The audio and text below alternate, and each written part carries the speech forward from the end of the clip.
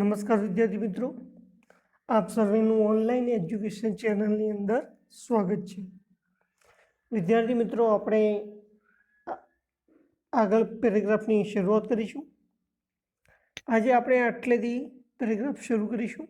ધ્યાન આપજો. It is a vibrant and splendid national park hidden in the Himalayas. It is vibrant. Vibrant એટલે જીવંત. Vibrant એટલે જીવંત. વાઇબ્રન્ટનો મતલબ થાય છે જીવંત, બરાબર. અને સ્પ્લેન્ડિડ એટલે ભવ્ય. સ્પ્લેન્ડિડ એટલે ભવ્ય, બરાબર. હિડન, હિડન એટલે ઢંકાયેલું, કાયેલું અથવા સંતાયેલો પણ થાય, પરંતુ અહીંયા ઢંકાયેલો, બરાબર, છુપાયેલો.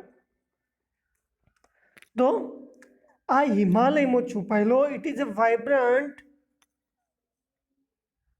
And splendid national park hidden in the Himalayas. આ હિમાલયમાં છુપાયેલો એક જીવંત અને ભવ્ય રાષ્ટ્રીય ઉદ્યાન છે. નેશનલ પાર્ક, રાષ્ટ્રીય ઉદ્યાન, પાર્ક એટલે ઉદ્યાન, બરાબર. આ હિમાલયમાં છુપાયેલો એક જીવંત અને ભવ્ય રાષ્ટ્રીય ઉદ્યાન છે, બરાબર. This alluring place is known as the Valley of Flowers, બરાબર. અલ્યુરિંગ એટલે આકર્ષક, અલ્યુરિંગ એટલે આકર્ષક, અટ્રેક્ટિવ, બરાબર. આ જે આકર્ષક સ્થળ છે એ કયા નામે ઓળખાય છે?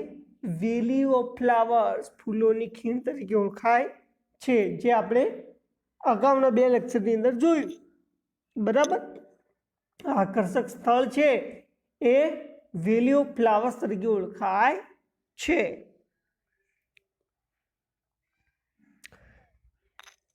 A vast area of 87.5 square kilometer and huge variety of alpine flowers make this colorful for nature lover, botanist and photographer. A vast area, vast એટલે વિશાળ, vast એટલે વિશાળ, બહુ મોટો એરિયા, બરાબર. huge, huge, huge એટલે મોટું, વિશાળ, બરાબર. એરિયા એટલે વિસ્તાર, એરિયા એટલે વિસ્તાર, અને વેરાયટી એટલે ડિફરન્ટ, બરાબર, અલગ અલગ. વેરાયટી, ડિફરન્ટ, અલગ અલગ, બરાબર. અલ્પાઇન, અલ્પાઇન એટલે પર્વતીય, પર્વતીય, બરાબર. નેચર, નેચર એટલે પ્રકૃતિ, નેચર એટલે પ્રકૃતિ, નેચર એટલે પ્રકૃતિ, બરાબર. તો a vast area of 87.5 kilometre, બરાબર, 87.5 ચોરસ કિલોમીટરનો વિશાળ વિસ્તાર, 87.5 ચોરસ કિલોમીટરનો એક વિશાળ વિસ્તાર, and a huge variety of alpine flowers make this place colorful for nature lovers and botanists and photographer. તો આટલો મોટો વિસ્તાર અને રંગબેરંગી પર્વતીય ફૂલોના અસંખ્ય પ્રકાર, બરાબર, પ્રકૃતિ પ્રેમીઓ, બરાબર, નેચર લવર્સ, પ્રકૃતિ, બરાબર, બોટનિસ્ટ એન્ડ ફોટોગ્રાફર. બોટનિસ્ટ એટલે વનસ્પતિ શાસ્ત્રી, કેવું ગયું? અરે, વનસ્પતિ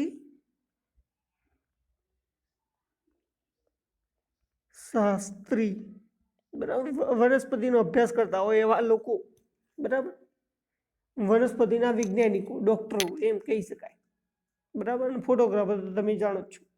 તો પ્રકૃતિ પ્રેમીઓ, વનસ્પતિ શાસ્ત્રીઓ અને ફોટોગ્રાફર માટે આ એક સુંદર સ્થળ છે, બરાબર, આકર્ષક સ્થળ છે. કે 87.5 ચોરસ કિલોમીટર એક વિશાળ વિસ્તાર અને રંગબેરંગી પર્વતીય ફૂલોના અસંખ્ય પ્રકાર, પ્રકૃતિ પ્રેમીઓ, વનસ્પતિ શાસ્ત્રના નિષ્ણાતો અને ફોટોગ્રાફર્સ માટે આ સ્થળ આકર્ષક બનાવે છે. બરાબર, કોના માટે આકર્ષક બનાવે છે? Nature lovers, botanist and photographer. બરાબર. The Valley of Flowers is located near a Ghagriya town in Chamoli district, Uttarakhand. તો લોકેટેડ એટલે આવેલું છે. બરાબર, નિશ્ચિત સ્થાન, લોકેટેડ એટલે નિશ્ચિત સ્થાન, જગ્યા. બરાબર, કયો આવેલું એ?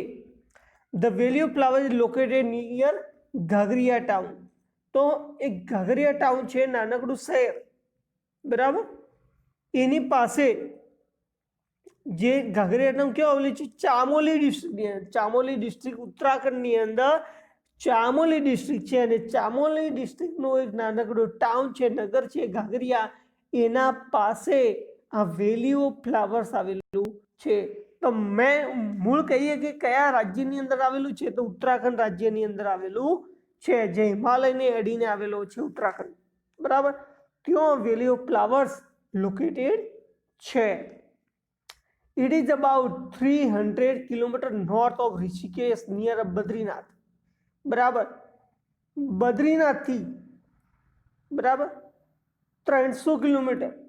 બરાબર, બદ્રીનાથ તમે નામ સાંભળ્યું હશે. બરાબર, એક મોટું મંદિર ભગવાન શિવનું. બરાબર, લગભગ 3-4 મહિના ખુલ્લું રહે છે, બાકી બરફથી ઢંકાયેલું રહે છે. જ્યાં લગભગ 4-5 વર્ષ પહેલા એક મોટો પૂર પણ આવેલું, પરંતુ મંદિરને કંઈ થયું હતું નહીં. બરાબર, એના પર એક ફિલ્મો પણ બની, તમે જોઈ હશે. તો તે બદ્રીનાથ પાસે ઋષિકેશથી 300 કિલોમીટર ઉત્તરમાં આવેલું છે. ઋષિકેશથી 300 કિલોમીટર ઉત્તરમાં આવેલું છે.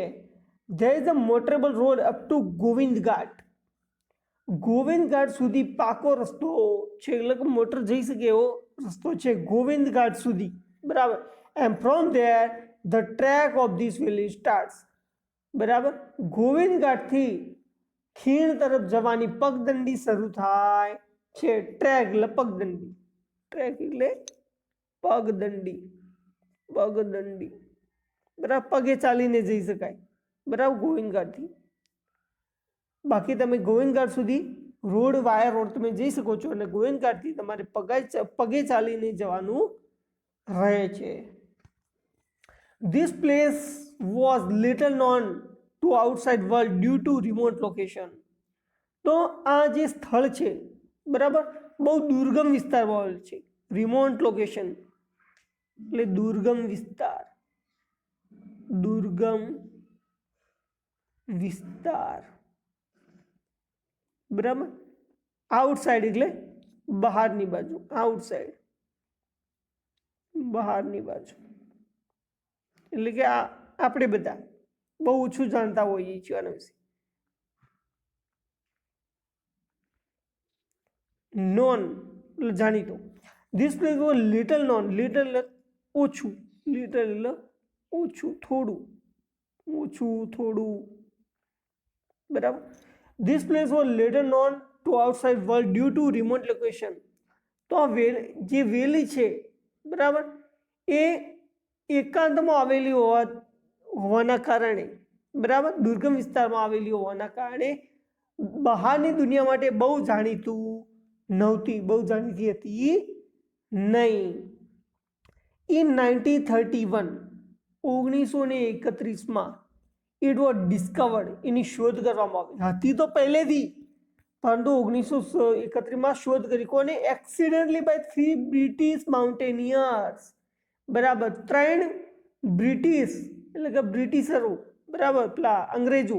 બરાબર, અંગ્રેજ પર્વતારોહક, માઉન્ટેનિયર્સ એટલે પર્વતારોહક, પર્વતારોહક.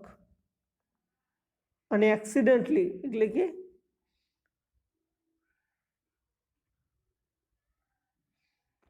એક્સિડન્ટલી અચાનક.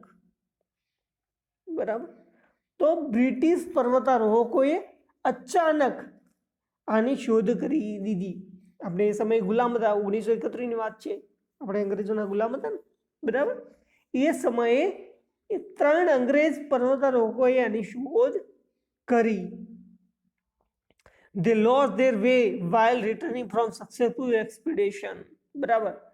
એક સફળ પ્રવાસ કરીને, સક્સેસફુલ એક્સપિડિશન એટલે સફળ પ્રવાસ, સફળ પ્રવાસ, સફળ પ્રવાસ કરીને રિટર્નિંગ પાછા ફરી રહ્યા હતા. વાઇલ એટલે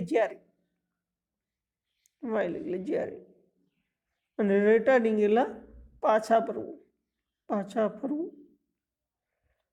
એટલે પાછા આવવું એમ એટલું. They lost their way while returning from successful expedition. એમની સફળ પ્રવાસ કરીને પાછા ફરતા હતા એ સમયે એ 3 અંગ્રેજો પોતાનો રસ્તો ભૂલી ગયા. They came down to this beautiful valley searching for a way out from mountainous Himalayan range. તો એક સમય પર પાછા પડતા તેઓ ભૂલા પડ્યા અને હિમાલયની પર્વતમાળાઓથી બહાર નીકળવાનો રસ્તો શોધતા તેઓ આ સુંદર ખીણમાં આવી પહોંચ્યા. હિમાલયમાંથી બહાર નીકળવાનો રસ્તો શોધતા તેઓ આ સુંદર ખીણમાં આવી પહોંચ્યા. બરાબર. રેન્જ એટલે પર્વતમાળા, આવી ગયું હશે પર્વતમાળા, બરાબર. પર્વતોની હારમાળા લાંબી એમ. Stunned by the variety of colors of the flowers, they named it as the Valley of Flowers. બરાબર. તો સ્ટન એટલે આશ્ચર્યચકિત થઈ જવું, સ્ટન એટલે ચકિત થઈ જવું, બરાબર. સ્ટન એટલે ચકિત થઈ જવું, આશ્ચર્યચકિત થઈ જવું. તો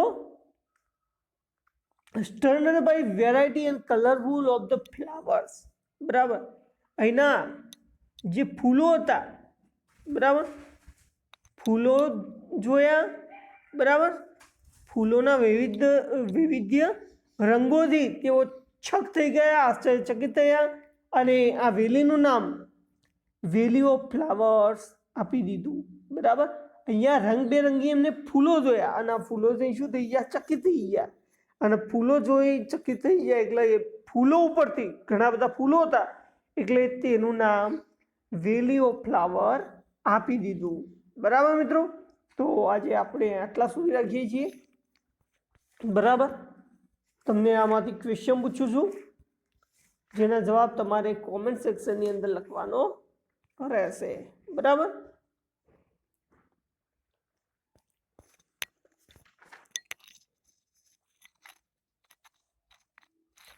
પહેલો તમારો ક્વેશ્ચન છે,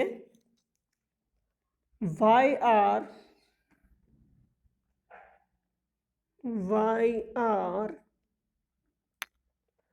nature lovers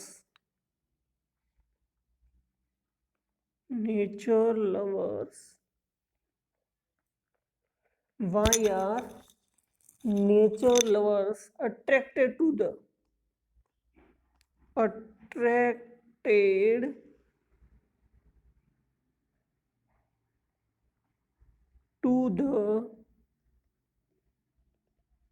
Valley of Flowers? Valley of Flowers. બરાબર. Why are the nature lovers attracted to the Valley of Flower? બરાબર. સેકન્ડ ક્વેશ્ચન છે તમારો,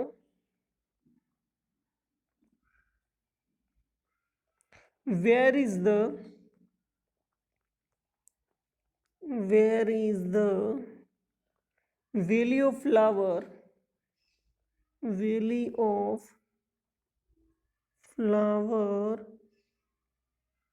where is the Valley of Flower located?